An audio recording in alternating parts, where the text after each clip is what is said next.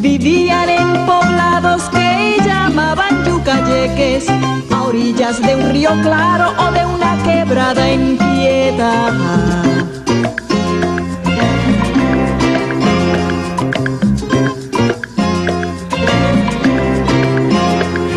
Al jefe de cada aldea le decían el cacique, y el médico sacerdote tenía por nombre Moique. Indio taíno, bueno de corazón, que trabajaba el conuco sembrando de sol a sol. Indio taíno, bueno de corazón, que solo hacía la guerra cuando tenía razón.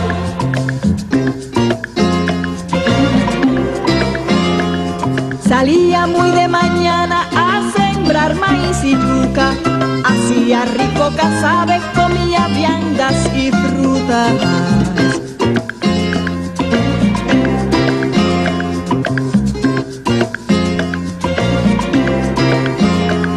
Hay quien tenía caney, bohío la mayoría, hamaca para dormir y un Dios que lo protegía. Indio taíno, bueno de corazón, que trabajaba el conuco sembrando de sol a sol. Indio taíno, bueno de corazón, que solo hacía la guerra cuando tenía razón.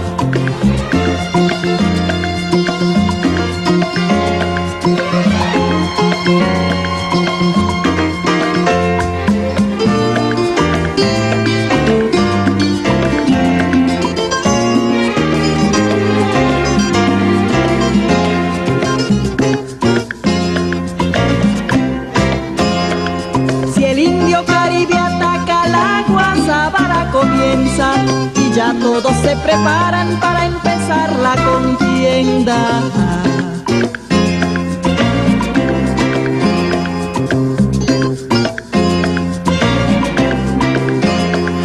Reunidos en el batey se va a declarar la guerra, entre cánticos y bailes en un areito se enteran. Indio taíno, bueno de corazón, que trabajaba el conuco sembrando de sol a sol.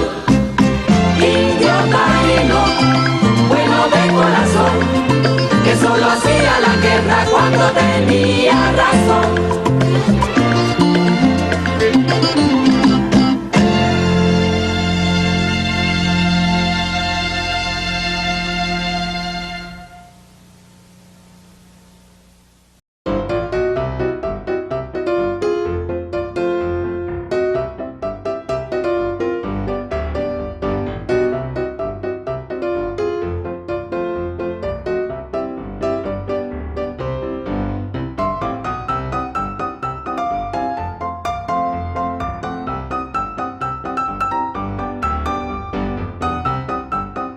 Mayores y el norte de las Antillas Menores. Se trata de un pueblo que llegó procedente de América del Sur, específicamente de la desembocadura del río Orinoco, pasando de isla en isla, reduciendo o asimilando a los pobladores más antiguos, como los Guajanatebes y los Ciguayos, cuyas culturas son anteriores a la llegada de los taínos. La lengua taína pertenece a la familia lingüística macroarahuacana, que se extiende desde América del Sur a través del Caribe. En el momento de la llegada de Cristóbal Colón en 1492, había 5 cacicazgos taínos en el territorio de La Española, hoy Haití, y República Dominicana, cada uno dirigido por un cacique principal, jefe, a quien se le rendía homenaje. Puerto Rico también fue dividida en cacicazgos. Al jefe o cacique de la tribu se le pagaba un tributo significativo. Los caciques tenían el privilegio de llegar colgantes de oro, llamados guanín, viviendo en bohíos rectangulares en lugar de ovalados que los pobladores habitaban, y sentándose en taburetes de madera cuando recibían huéspedes. En el momento de la conquista española, los mayores asentamientos de población taína podían llegar hasta 3.000 personas cada uno. Los taínos competían tradicionalmente contra sus vecinos, las tribus caribes, otro grupo originario de América del Sur, que vivían principalmente en las Antillas Menores. La relación entre los dos grupos ha sido objeto de mucho estudio. Durante gran parte del siglo XV, la tribu taína estaba siendo conducida hacia el noreste del Caribe, lo que hoy es América del Sur. Debido a las incursiones de los caribes, muchas mujeres caribes hablaban la lengua taína debido a la gran cantidad de mujeres taínas cautivas entre ellos.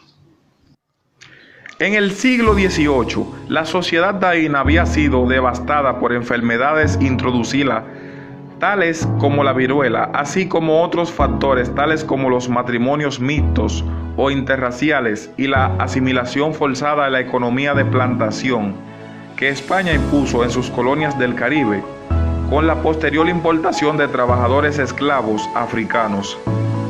El primer brote de viruela registrado en la Española se produjo en diciembre de 1518 o enero de 1519.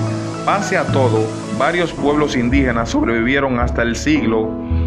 En Cuba, los españoles que llegaron por primera vez a las Bahamas, Cuba y la Española en 1492 y más tarde a Puerto Rico no llevaron mujeres. Tomaron a las mujeres taínas por sus esposas, lo que resultó en niños mestizos. Étnicamente, no todos los habitantes de la Española eran propiamente taínos, ya que además del taíno clásico se habrían hablado el ciguayo y el macorí, que según de las casas eran tres lenguas diferentes y mutuamente no inteligibles entre los pueblos taínos. De las casas sugiere que existían varias lenguas entre ellos.